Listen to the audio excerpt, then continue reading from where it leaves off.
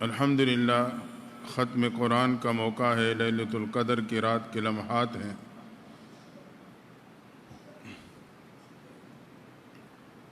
محترم حافظ احمد مدنی جنہوں نے مصلی سنایا اور دوسرے بچے نے مصلی سنا، دعا ہے اللہ تعالیٰ ان بچوں کے زندگی میں ہمت استقامت میں اور برکت عطا فرمائے، اور اس قرآن کے سننے سنانے کو اللہ تبارک و تعالیٰ قبول فرما لے۔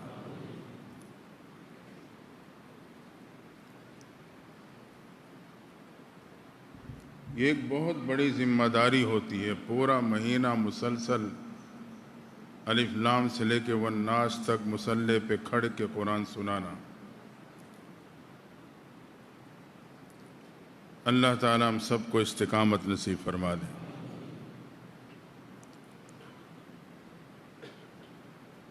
اللہ فرماتے ہیں کہ اے ایمان والو، تقوی اختیار کرو۔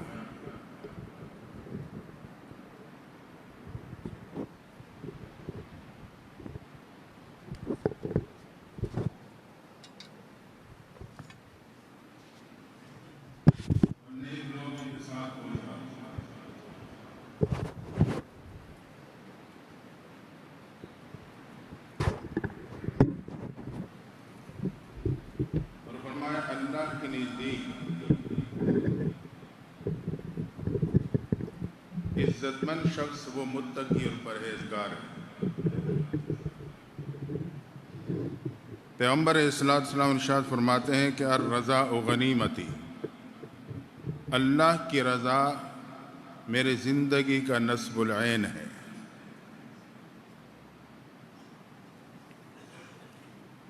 زندگی میں ہر انسان کسی نہ کسی کو راضی کرنے میں لگا ہوا ہے۔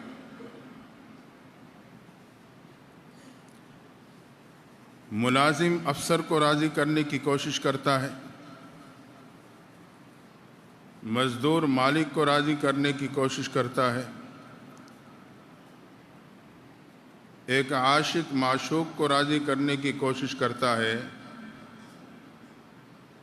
اور مومن کی شان یہ ہے کہ وہ اپنے رب کو راضی کرنے کی کوشش کرتا ہے۔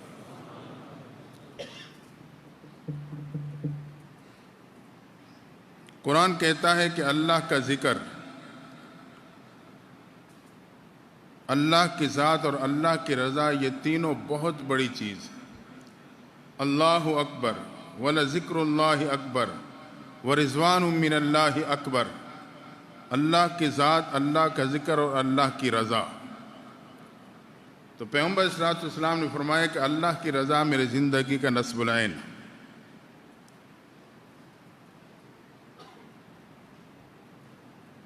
اللہ کی رضا حاصل کرنا یہ کسبی ہے، میرے اور آپ کے اختیار میں ہے۔ اختیار میں نہ ہوتا تو اللہ مجھے اس کا حکم نہ دیتا کہ اللہ کو راضی کرو۔ آج ہم اور آپ رب کو منانے کے لیے بیٹھے ہیں۔ حضرت علی رضی اللہ تعالیٰ عنہ فرماتے ہیں کہ میرے فخر کے لیے یہ بات کافی ہے کہ اللہ تو میرا رب ہے اور میں تیرا بندہ ہوں۔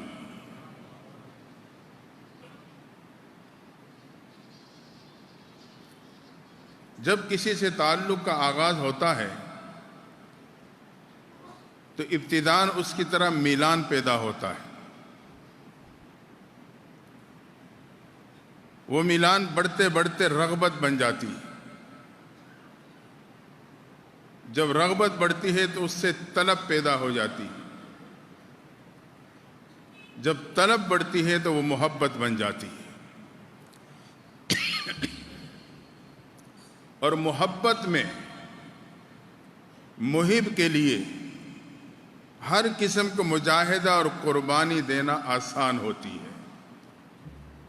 وہ پھر اپنے محبوب کو پانے کے لیے ہر قسم کے مشکل بآسانی سے لیتا۔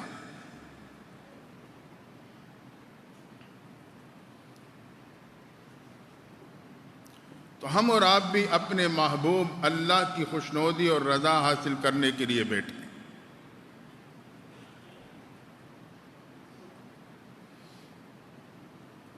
لیکن ایک بات ذہن میں رہے، خالق اور مخلوق کی محبت میں فرق ہے۔ بندوں سے محبت میں حد بندیاں ہیں۔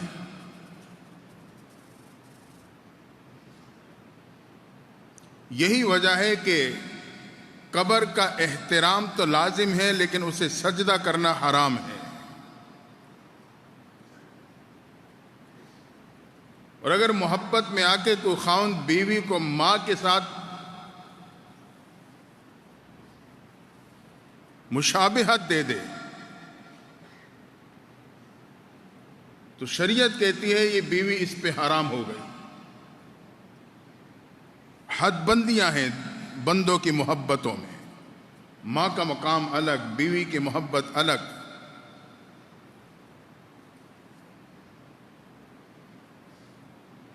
اسی طرح اگر کوئی اپنے محبوب پہ جان قربان کرتا ہے تو وہ حرام ہے اور خودکشی کہلائے گا، لیکن اللہ کی محبت میں کوئی حد بندی نہیں۔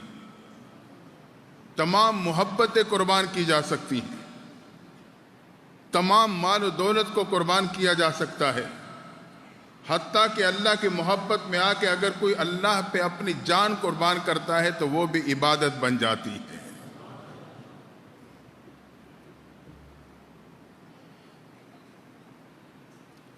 اور اسی طرح اللہ بھی اپنے بندے سے محبت رکھتا ہے۔ یہی وجہ ہے کہ اپنے بندے کے لیے مغفرت کے مواقع اللہ نے پیدا کر دی، جس میں سے ایک موقع آج یہ ختم قرآن اور لیلۃ القدر کے لمحات ہیں۔ یہ اللہ نے میرے اور آپ سے محبت کے بنیاد پہ ہمیں اور آپ کو ایک موقع دیا ہے۔ میرے بندے، اس موقع پہ اگر میرے در پہ جھک کے نادم ہو کے رو کر مجھے پکارے گا، میں تیرے گناہوں کو معاف کر دوں گا۔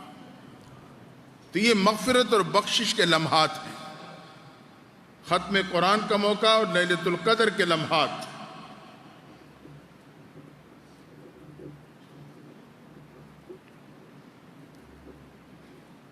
جو تقریباً 83 سال عبادت کے برابر ثواب رکھتی ہے۔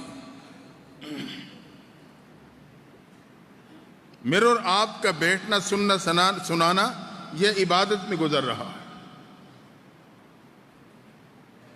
اور حدیث میں آتا ہے اس رات جبریل امین کبکبۃ من الملائکہ فرشتوں کی جماعت کے ساتھ اترتے ہیں۔ جو اللہ کے بندے عبادت اللہ کی یاد میں مصروف ہوتے ہیں ان پہ رحمت بھیجتے ہیں اور ان سے مصافحہ لیتے ہیں۔ تو یہ قیمتی لمحات ہیں، تسلی سے بیٹھیں، توجہ سے بیٹھیں، شاید آج ہی میرے اور آپ کی مغفرت کا سامان ہو جائے۔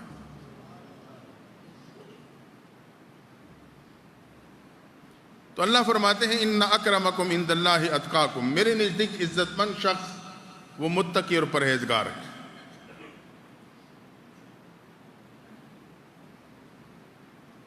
تقوی ہر اس چیز کو ترک کر دینا جو بندے کو رب سے دور کر دیتی، یہ تقوی ہے۔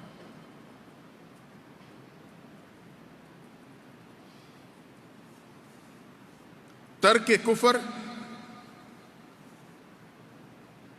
ترک معاصی، ترک مشتبہات، یہ 3 اقسام تقوی کے ہیں۔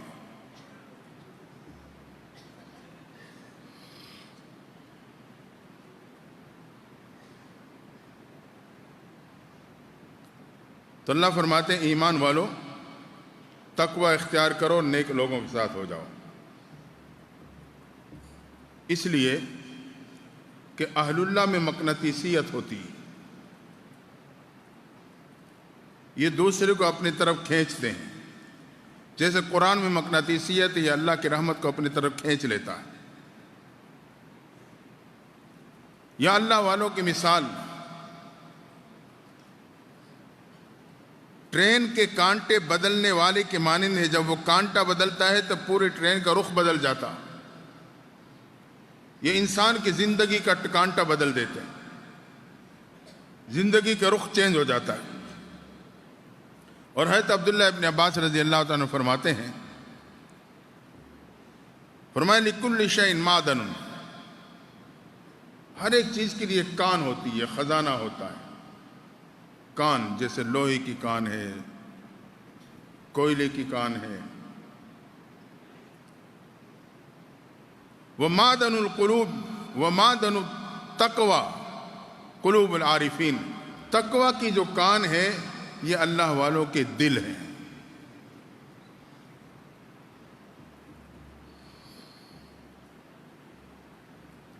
اور جب یہ تقوی کی زندگی حاصل ہو جائے تو اس پہ اثرات کیا پڑتے ہیں؟ قرآن میں اللہ تعالیٰ فرماتے ہیں، انعامات کیا ملتے ہیں؟ فرمایا یکفر عنہ سیئاتہ، پہلی بات اللہ اس کے گناہوں کو جلدی معاف کر دیتا ہے۔ دوسرا انعام وَيُعْظِمْ لَهُ أَجْرًا، اللہ اس کے اعمال کی قیمت کو بڑھا دیتا ہے۔ تیسرا انعام وَيَرْزُقْهُ مِنْ حَيْثُ لَا يَحْتَسِبُ، اللہ اس کے بے رزق کے دروازے کھول دیتا ہے، ایسے راستوں سے دیتا ہے اسے وہم و گمان بھی نہیں ہوتا۔ اور چوتھا انعام اللہ تعالیٰ اپنی معیت عطا فرماتے ہیں، وَاعْلَمُوا أَنَّ اللَّهَ مَعَ الْمُتَّقِينَ، اللہ کہتے ہیں میں تقوی والوں کے ساتھ ہوتا ہوں۔ پانچواں انعام اللہ محبت دیتے ہیں، وَإِنَّ اللَّهَ يُحِبُّ الْمُتَّقِينَ، اللہ متقین لوگوں سے محبت کرتا۔ یہ انعامات ہیں تقوی کی زندگی پہ جو قرآن ذکر کر رہا ہے۔ اور اسی طرح فرمائے کہ انما یتقبل اللہ من المتقین، اللہ تعالیٰ تقوی اختیار کرنے والوں کے اعمال کو پسند کرتا ہے۔ یقین ہم توبہ کر کے تقوی اپنانے کا عزم کر لیں گے اور پھر ہاتھ پھیلا کے رب سے مانگیں گے تو اللہ تعالیٰ کو میرے اور آپ کی یہ صدا، یہ آواز پسند آئے گی اور اللہ میرے اور آپ کی تمام دعاؤں کو قبول کر لے گا۔ کوشش یہ ہو کہ ہم اور آپ نیک صحبت میں جڑے رہیں، خانقاہ سے وابستہ رہیں۔ صحبت صحابی صحبت سے ہے۔ صحابہ کو جو مقام ملا ہے وہ نماز روزے حج کی بنیاد پہ نہیں، صحبت کی بنیاد پہ، کہ آپ کو محبوب پیغمبر کی صحبت نصیب ہوئی۔ تو نیک صحبت یہ بہت بڑی دولت ہے۔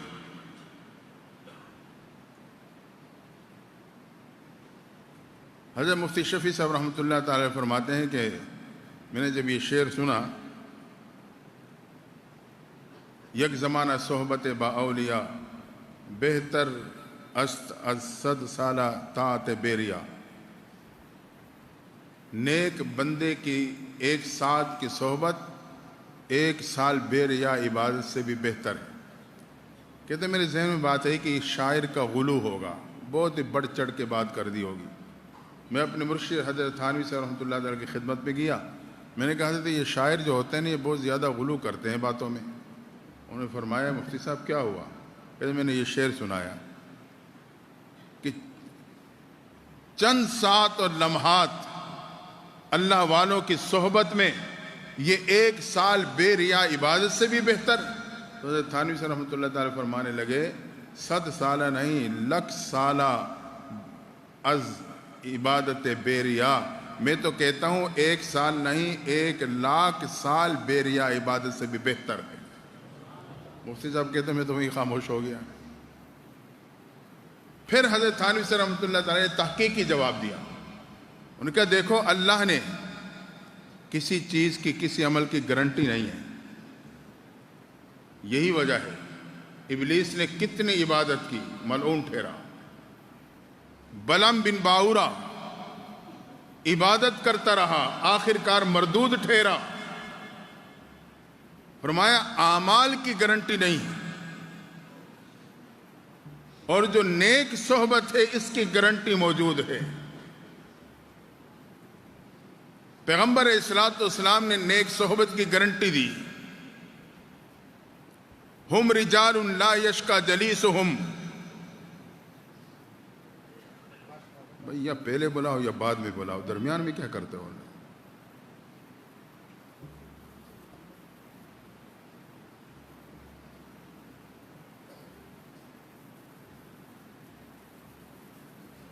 پیغمبر علیہ السلام فرماتے ہیں کہ نیک صحبت کی محبوب پیغمبر نے گارنٹی دی ہے. ہم رجال لا یشقی جلیسہم، یہ وہ لوگ ہیں جن کے ساتھ بیٹھنے والے محروم نہیں ہوتے. اور حقیقی محروم وہ ہوتا ہے جو موت کے وقت کلمے سے محروم ہو جائے. اس لیے اس پرفتن دور میں نیک صحبت کو غنیمت جانیں، نیک ماحول کے ساتھ جڑتے رہیں. ہمارے اور آپ کے اکابر علماء دیوبند حضرت قاسم نانوتوی رحمۃ اللہ تعالی علیہ، حضرت رشید احمد گنگوئی رحمۃ اللہ علیہ، حضرت اشرف تھانوی رحمہ اللہ، یہ حضرات سارے حضرت حاجی امداد اللہ مہاجر مکی رحمۃ اللہ کی صحبت میں جایا کرتے تھے. کسی نے حضرت رشید احمد گنگوئی سے پوچھا، آپ تو خود جبال علم ہو، آپ بھی ان کی صحبت میں جاتے ہو، آپ بھی ان کی خانقاہ میں جاتے ہو؟ تو بڑا عجیب جواب دیا. انہوں نے فرمایا کہ میں نے دارالعلوم دیوبند میں مٹھائیوں کے نام سیکھے ہیں، لیکن ان کا ذائقہ میں نے حضرت کی صحبت میں جا کے چکھا ہے کہ فلاں مٹھائی کا ذائقہ کیا ہے اور فلاں کا کیا ہے. دارالعلوم میں نے نام سیکھے ہیں، توکل، تسلیم، رضا، زہد، تقوی، قناعت، لیکن اس کے اثرات اور برکات اور اس کی مٹھاس وہ میں نے وہاں جا کے چکی. یہ نیک صحبت کے برکات اور اثرات.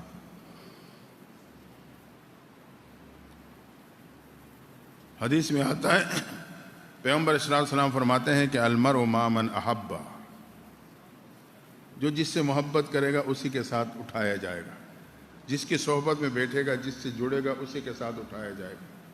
اور ایک حدیث میں آتا ہے، فرمایا کہ المرء علی دین خلیلہ، ہر بندہ اپنے دوست کے دین پہ ہوتا ہے، جیسا دوست ہوگا ویسے اس کا ماحول بنے گا.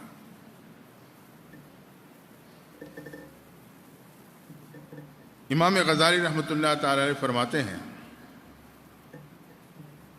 لأن الطباع مجبولۃ، فرمائے جو انسان کی طبیعت ہے نا، مجبولۃ، یہ مشابہت اختیار کرتی ہے،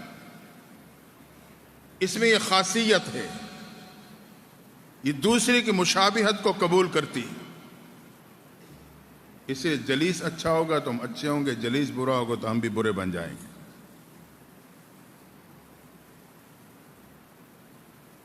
نیک صحبت کے اچھے اثرات. اصحاب کہف کا کتا، ایک کتا، لیکن ان کی صحبت میں چلا گیا، جنتی بن گیا. ہے تو عزیر علیہ السلام کا گدھا ہے، ان کی صحبت کی وجہ سے جنتی بن گیا. کہیں ایسا نہ ہو قیامت کے دن جہنم کی طرف جاتے ہوئے مجھے دیکھ کر ایک کتا مخاطب ہو جائے، اے انسان، دنیا میں تو میرا نام ذلت کے لیے استعمال کرتا تھا، کسی کو ذلیل کرنا ہوتا تو اسے کتا کہہ کے پکارتا تھا، تیرے نزدیک میں ذلت کی نشانی بن گیا تھا، آج میں جنت جا رہا ہوں تو جہنم جا رہا ہوں. بالفرض گدھا یہ کہہ سکتا ہے کہ دنیا میں تو تیرے نزدیک میں حماقت کی نشانی تھی، کسی کو پاگل اور احمق کہنا ہوتا تو اسے گدھا کہہ کے پکارتا تھا، آج تو نیک صحبت کے یہ اثرات ہیں.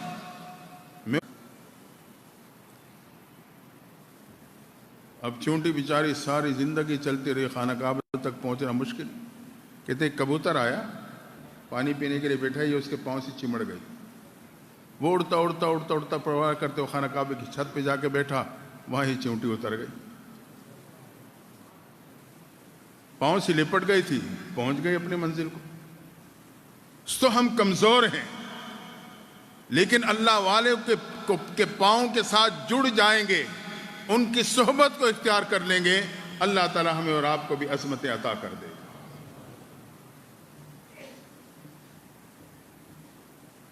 حضرت عزیز الحسن مجذوب رحمۃ اللہ تعالی علیہ یہ انگریزی دان تھے، مسٹر تھے، مسٹر۔ زندگی پلٹ گئی۔ ایک دن کسی نے پوچھا، حضرت آپ تو مسٹر تھے، آپ کی یہ ٹر کس نے مس کر دی؟ فرمایا لگے حضرت تھانوی کی صحبت نے میری ٹر کو مس کر دیا ہے، بدل دیا ہے مجھے۔ نیک صحبت یہ اثر رکھتی۔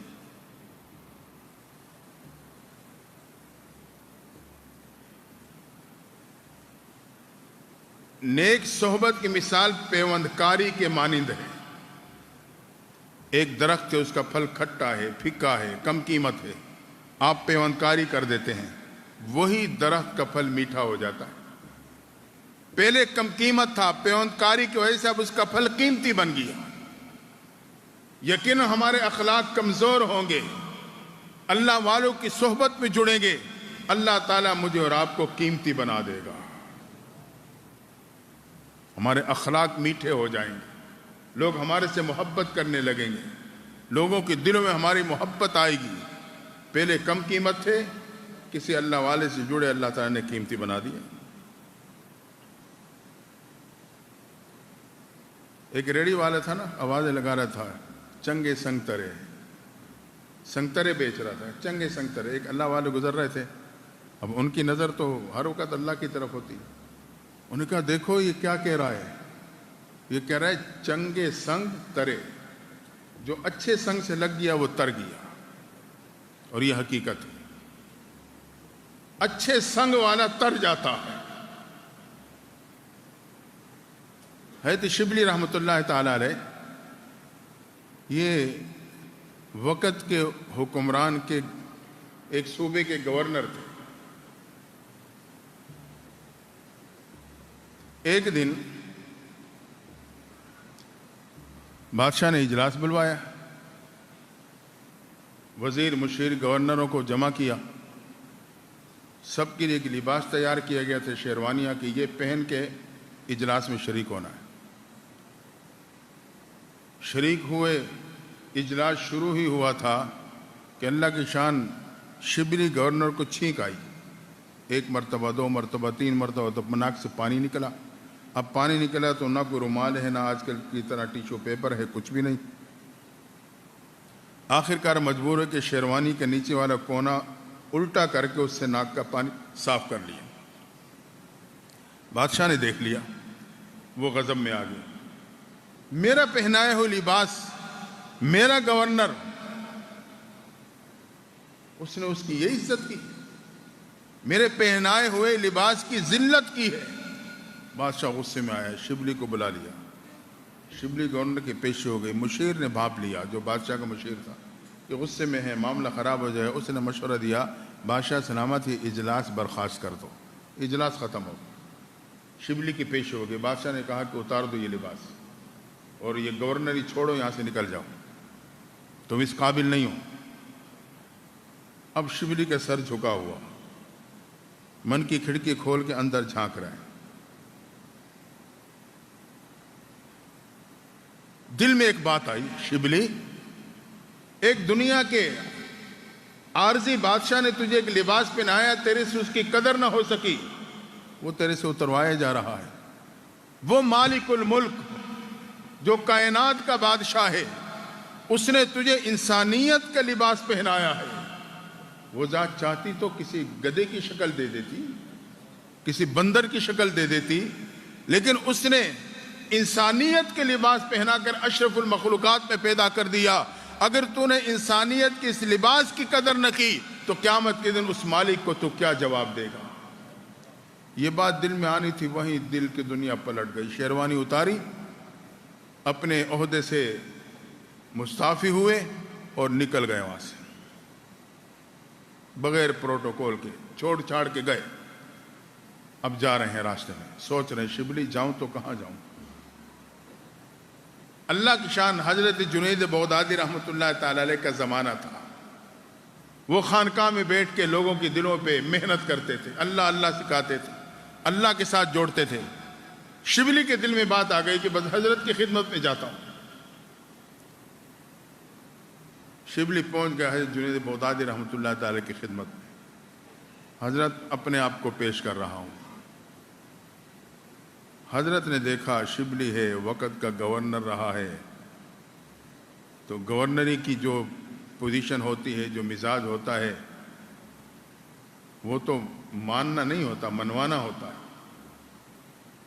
وہ تو بس آرڈر دینا ہوتا ہے. آپ نے اس کی مزاج کو سمجھتے ہوئے اس کی اصلاح کی ترتیب بنائی. بھائی یہاں تھوڑی زیادہ محنت لگے گی. تو آپ نے ایک دکان بنوائی.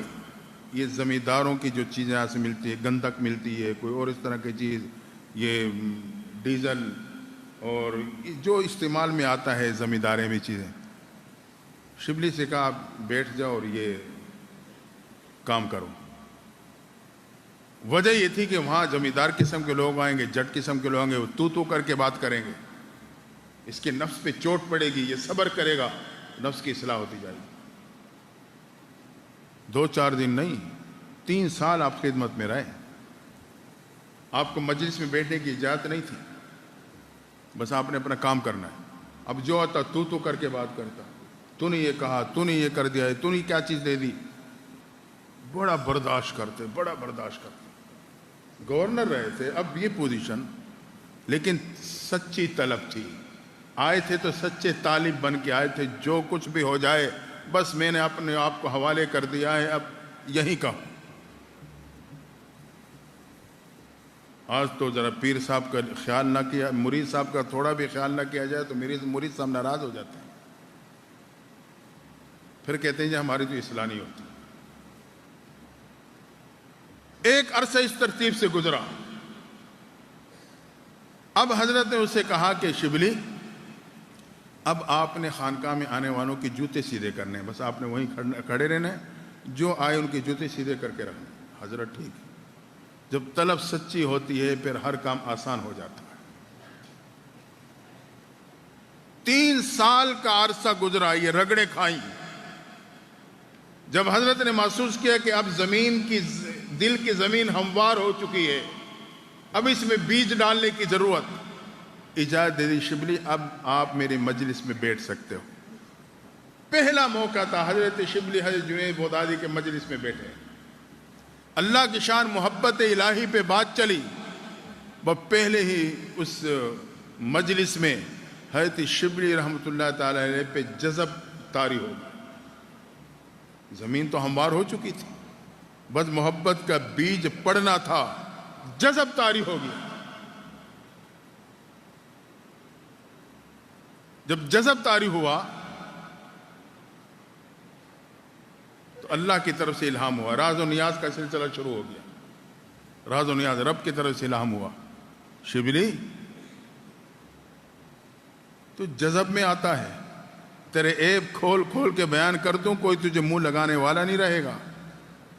یہ الہام ہونا تھا اور تڑپ گئے. جذب کی حالت میں کہنے لگے، اللہ اگر میں تیری رحمت کو کھول کے بیان کر دوں تو کوئی تجھے سجدہ کرنے والا نہ رہے. کہ میرا رب اتنا رحیم ہے تو مجھے سجدے کی ضرورت کیا. رب کی طرف سے پھر الہام ہوا، اچھا میرے بندے، نہ میری بات کسی کو کہنا، نہ میں تیری بات کسی سے کہوں گا.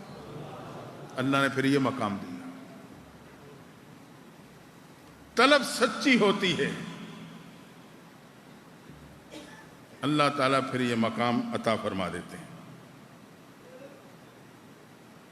اللہ کی محبت کے اثرات ہوتے. تو ہمیں بھی چاہیے ہم اور آپ بھی اللہ سے محبت کریں اور دنیا کی زندگی میں اللہ سے ملاقات کی تیاری میں لگے رہیں. ایک صدر کی طرف سے اگر بلاوا آ جائے نا تو اندازہ لگائیں وہ کیسے تیاری کرتا ہے. وہ شخص پوچھے گا یار کیسے کپڑے سلواؤں، ان کا رنگ کیسا ہو، جب جاؤں تو کیسے باتیں کروں، کیا کہوں. دوستوں سے مشورے کرتا پھرتا ہے. جی صدر ہاؤس میں مجھے بلایا گیا، تیاریوں میں لگ جاتا ہے.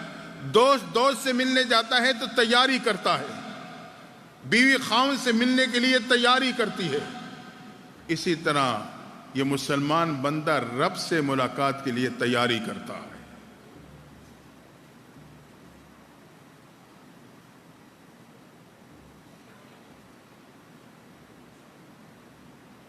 یہ تیاری میں لگا رہتا ہے۔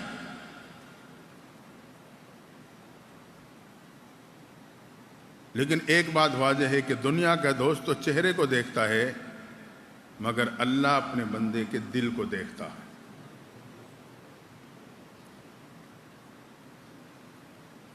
جس چہرے کو میرا دوست دیکھتا ہے اسے میں دنیا میں کئی مرتبہ دھوتا ہوں۔ کاش جس دل کو میرا رب دیکھتا ہے میں ندامت کے آنسوں سے اس دل کو بھی دھو لیا کروں۔ میرا رب میرے دل کو دیکھتا ہے، تو جب میں چہرہ دھوتا ہوں دوست کے سامنے جانے کے لیے تو مجھے اور آپ کو ندامت کے آنسوں سے اپنا دل بھی دھو لینا چاہیے۔ ابراہیم علیہ السلام سے اللہ نے کہا میرے خلیل دل کو دھو لیا کرو۔ یا رب جلیل، انسان کے دل تک تو پانی پہنچتا نہیں، کیسے دھویا کروں؟ فرمایا خلیل میں انسان کا دل دنیا کے پانی سے نہیں، گناہگار انسان کے ندامت کے آنسوں کے قطروں سے دھوتا ہوں۔ حضرت ابراہیم تو معصوم تھے، انبیاء معصوم ہوتے ہیں، امت کو تعلیم دینا مقصود ہے۔ ندامت کے آنسوں سے اپنے دل کو دھو لیا کرو۔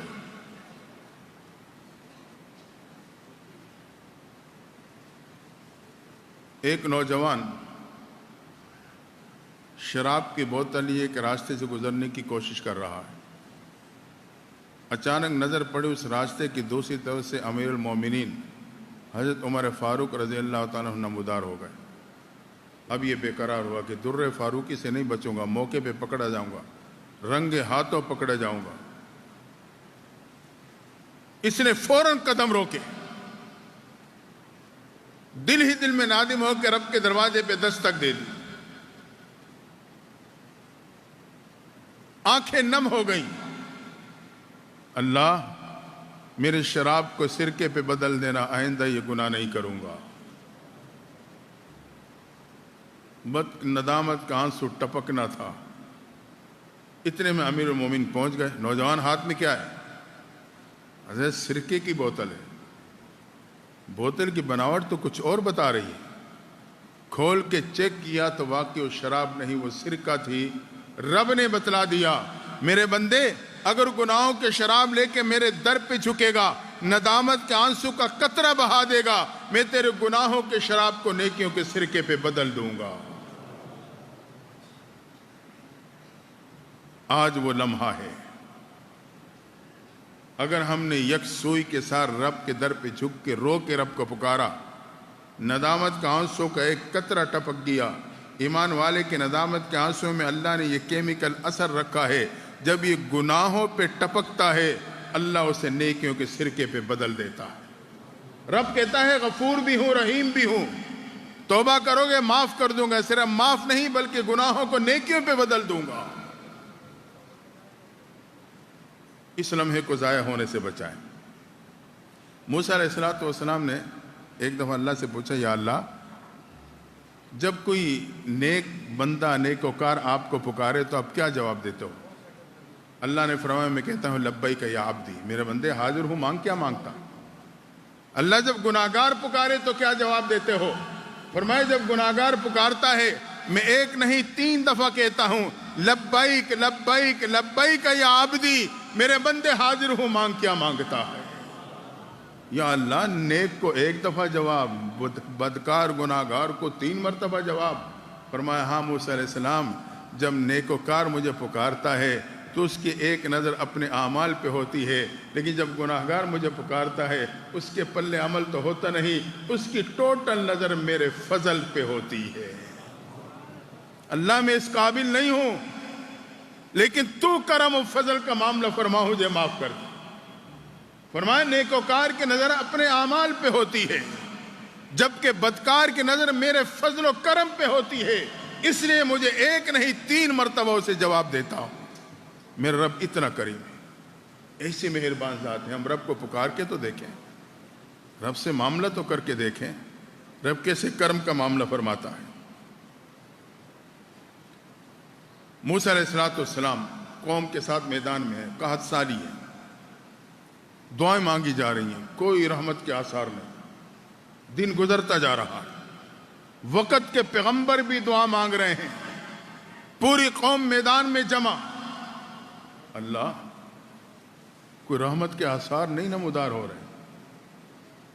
رب نے وحی نازل فرمائی, میرے پیغمبر موسیٰ علیہ السلام اس مجمع میں ایک نوجوان ہے جو مجھے اس ترتیب سے, اس انداز سے ناراض کر کے آیا ہے, جب تک وہ مجمع میں موجود رہے گا میں رحمت نہیں اتاروں گا.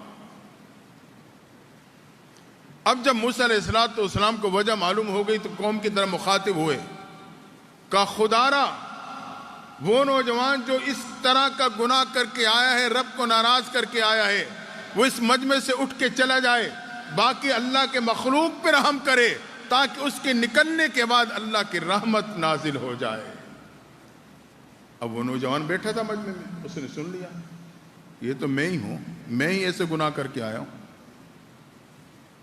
سوچنے لگا اٹھ کے جاؤں گا تو پورے مجمع کے سامنے رسوا ہو جاؤں گا, یہ وہ بدکار تھا. وہیں بیٹھے بیٹھے سر جھکایا, جیسے بندہ بیٹھتا ہے سوچوں میں زمین کھریدتا رہتا ہے, بیٹھا سر جھکا کے سوچتا رہتا ہے, اس نے اسی حالت میں سر جھکا کے دل ہی دل میں رب کے سامنے توبہ کر لی,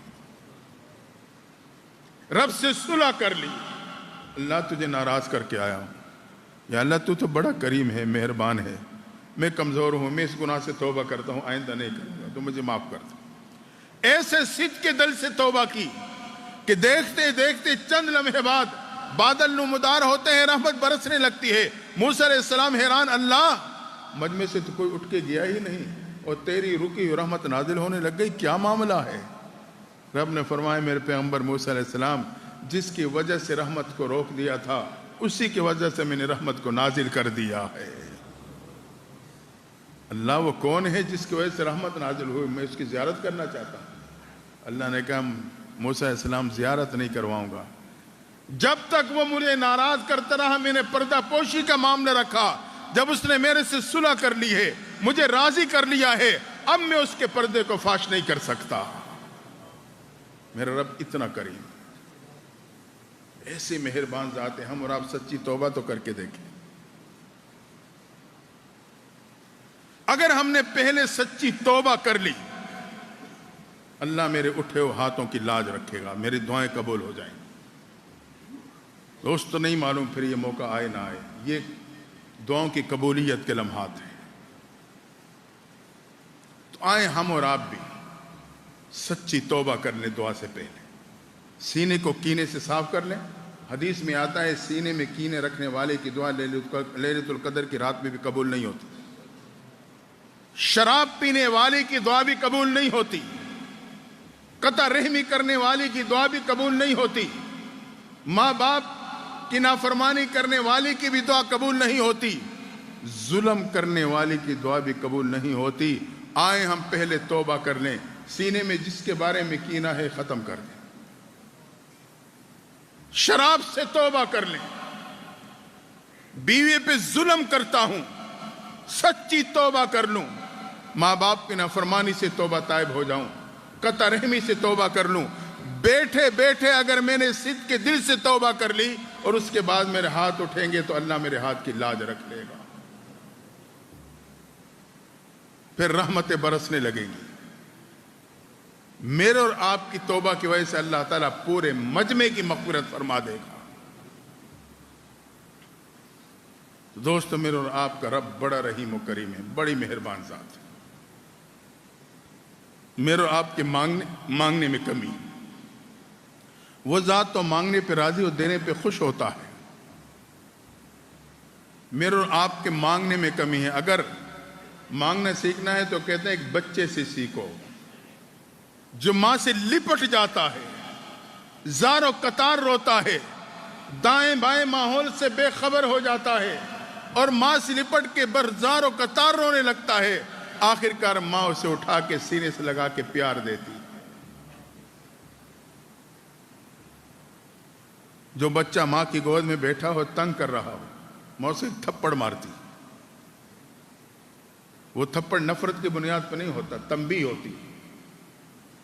لیکن وہ بچہ تھپڑ کھانے کے بعد بھی ماں کی گود سے اتر کے کسی اور گود میں نہیں جاتا, بلکہ تھپڑ کھانے کے بعد وہ اپنی ماں کی گود میں ہی سر جھکا دیتا ہے, زار و قطار رونے رو کر امی امی کہہ کے ماں کو پکارتا ہے. آخرکار ماں کی ممتا بے قرار ہوتی ہے، اسی بچے کو اٹھا کے اسے سینے سے لگا کے پیار دینے لگ جاتی ہے۔ ہمیں اور آپ کو بھی تھپڑ لگتے ہیں ہماری سرکشیوں کی وجہ سے، بدعمالیوں کی وجہ سے، آزمائشیں آتی ہیں، پریشانیاں آتی ہیں۔ یہ رب کے طرف سے تھپڑ ہے، میرے بندے سنبھل جا۔ یہ نفرت کے تھپڑ نہیں ہیں، یہ تنبیہ کے تھپڑ ہیں۔ لیکن افسوس یہ ہے جب تھپڑ پڑتا ہے، ہم بچے سے گئے گزرے ہیں، ہم رب کی رحمت کا دامن چھوڑ کے در در پہ پھرنے لگتے ہیں، معلوم نہیں کس کس کے در کے دامن پہ جا کے وہاں جا کے جھک جاتے ہیں۔ آؤ اس بچے سے مانگنا سیکھیں، تھپڑ پڑے تو رب کے در پہ سر جھکا لوں، رب کے در پہ جھک کر یا اللہ کہہ کے جب رب کو پکارتا رہوں گا، اللہ کی رحمت جوش میں آئے گی۔ رب مجھے اور آپ کو اپنی رحمت کا سہارا دے کے گناہوں کو معاف کر کے اپنی محبت عطا کر دے گا۔ اس کے در کو نہ چھوڑیں، پریشان ہیں تو اسی کے در میں سر جھکا لیں بچے کی طرح، اور اللہ کہہ کے رب کو پکاریں، اللہ میں تو تجھے تیرے سے لے کے جاؤں گا۔ جب بندہ اس انداز سے مانگتا ہے نا، اللہ کو پسند آتا ہے۔ اللہ میں تو تیرے سے لے کے جاؤں گا، تجھے منا کے جاؤں گا،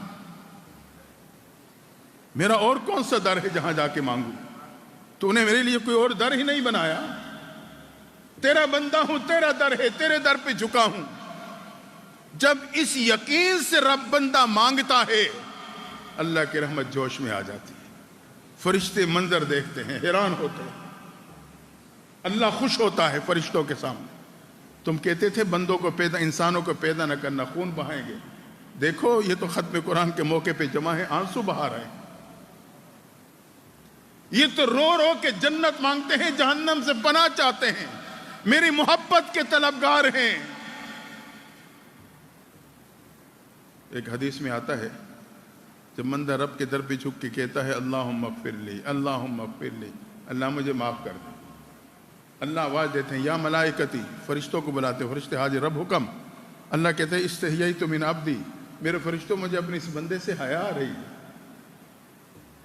یہ کہتا ہے یا اللہ مجھے معاف کر دے، فرشتے کہتے ہیں اللہ اسے تو حیا نہ آئی، تیرا کھاتا، تیرا پیتا، تیری نعمت استعمال کرتا تھا اور زندگی اپنی منمانی کی گزارتا تھا، اسے تو کبھی حیا نہ آئی، اب پریشان ہوا تو تیرے در پہ جھکا، کمر جھکی تو تیرے در پہ جھکا۔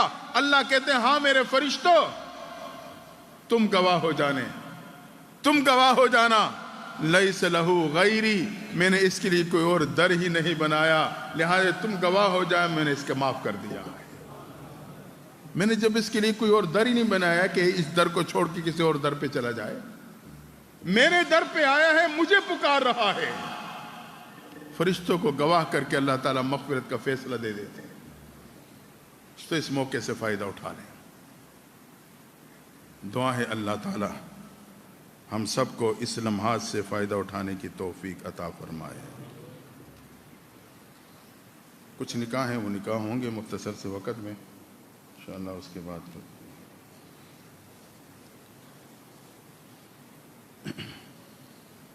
شعیب احمد صاحب کون ہے؟ بس بیٹھیں، ہاتھ اٹھا دیں تو مجھے تعارف ہو جائے۔ آپ کے وکیل الطاف حسین صاحب۔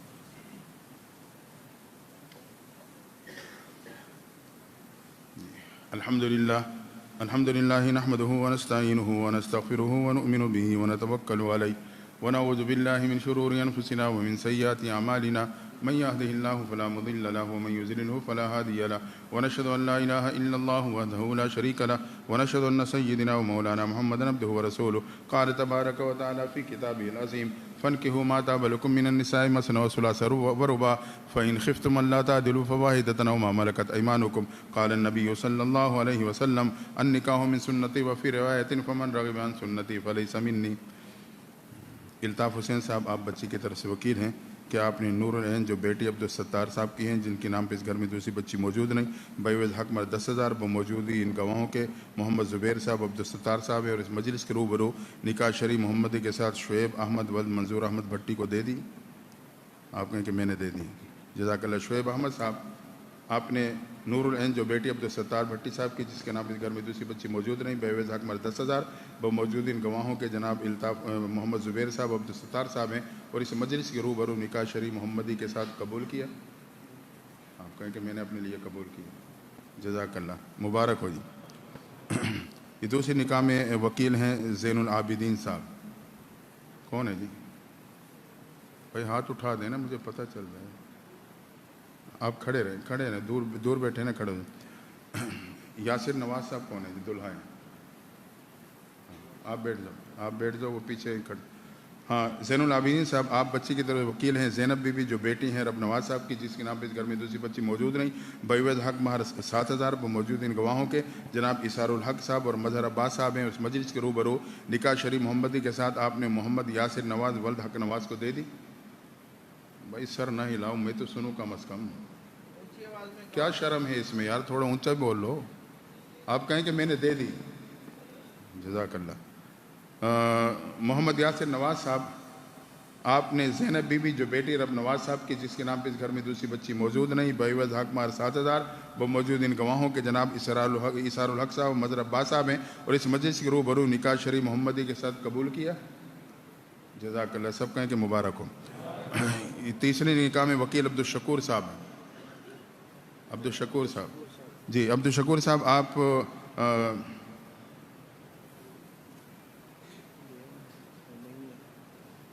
کیا نام ہے بچی کا؟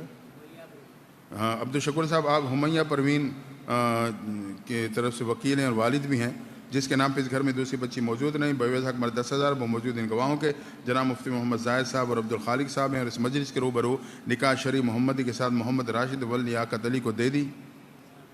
انشاءاللہ. کیا مطلب؟ اب یہ ارادہ نہیں ہے دینے کا؟ یہ غلط ہے, میں اس لیے ٹوک رہا ہوں آپ کو. اس جگہ پہ انشاءاللہ نہیں کہنا, آپ جزمی بات کریں. میں دوبارہ دہراتا ہوں, عبدالشکور صاحب آپ نے ہمیہ پروین جو آپ کی بیٹی, جس کے نام پہ اس گھر میں دوسری بچی موجود نہیں, بیوض حق مہر 10,000 وہ موجود ان گواہوں کے مجلس کے روبرو نکاح شریف محمدی کے ساتھ محمد راشد ولد لیاقت علی کو دے دی. جزاک اللہ. محمد راشد صاحب آپ نے ہمیہ پروین جو بیٹے عبدالشکور صاحب کے, جس کے نام پہ اس گھر میں دوسری بچی موجود نہیں, بیوض حق مہر 10,000 وہ موجود ان گواہوں کے مفتی محمد زاہد صاحب عبدالخالق صاحب ہیں, اور اس مجلس کے روبرو نکاح شریف محمدی کے ساتھ قبول کیا. جزاک اللہ. تب سب کہیں کہ مبارک ہو جی. یہ چوتھی نکاح میں ہیں وکیل ہیں محمد راشد صاحب. اچھا, آپ ہیں محمد راشد صاحب, آپ سعدیہ بی بی جو بیٹی لیاقت علی صاحب کی, جس کے نام پہ اس گھر میں دوسری بچی موجود نہیں, بیوض حق مہر 10,000 وہ موجود ان گواہوں اور مجلس کے روبرو نکاح شریف محمدی کے ساتھ محمد صدام ولد عبدالشکور کو دے دی.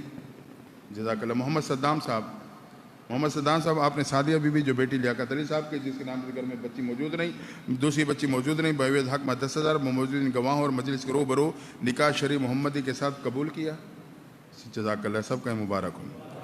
ہاں, تیسرے میں وکیل ہیں محمد راشد صاحب. کیا آپ نے آسمہ بی بی جو بیٹی ہیں لیاقت علی صاحب کی, جس کے نام پہ اس گھر میں دوسری بچی موجود نہیں, بیوض حق مہر 10,000 وہ موجود ان گواہوں کے اور مفتی محمد زاہد صاحب عبدالخالق صاحب ہیں, اور اس مجلس کے روبرو نکاح شریف محمدی کے ساتھ ابو سفیان ولد عبدالشکور کو دے دی. جزاک اللہ. ابو سفیان صاحب آپ نے آسمہ بی بی جو بیٹی لیاقت علی صاحب کی, جس کے نام پہ اس گھر میں دوسری بچی موجود نہیں, بیوض حق مہر 10,000 وہ موجود ان گواہوں اور اس مجلس کے روبرو نکاح شریف محمدی کے ساتھ قبول کیا. جزاک اللہ. سب کہیں کہ مبارک ہو. انشاءاللہ ان سب کے لیے دعا کریں گے. مختصر دعائیں کے لیے کر دیں. یا اللہ اس نسبتوں میں برکتیں پیدا فرما, ان جوڑوں کے مستقبل میں روشن فرما, انہیں خوشیاں نصیب فرما, شریر کے شر سے بچا, حاسدین کے حسد سے بچا, برے اثر برے نظر سے بچا. اللہ ختم قرآن کا موقع لیلۃ القدر کی رات تیرے گھر میں بیٹھ کے یا اللہ یہ نکاح یہ جوڑے بنے ہیں, اللہ تو ان کی زندگی میں خوشیاں پیدا فرما دے, ان کے لیے مبارک فرما دے. اللہ تمام کے گھروں میں خوشحالیاں نصیب فرما برحمتک یا ارحم الراحمین.